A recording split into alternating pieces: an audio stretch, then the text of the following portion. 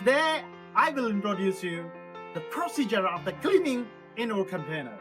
Let's harvest first, finish the harvesting and make all the steps. Here we go. Next step, what we will do, these roots, we clean it. You see, it's very easy. Just push inside.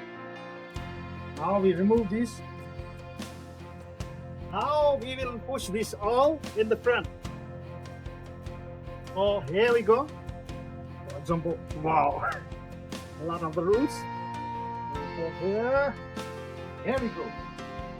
First of all, remove some roots. If there's some roots, the stick is still in the nozzle or in the pipe. Okay, like this one. Put in the middle. Okay, use this one to clean. Push back, collect the roots, take out of the tray, and put in the garbage. Now what we have to do, just take it and put inside the garbage. You can wash in the water and put back. It's purely clean now, you see. All the roots, mostly all the roots are clean.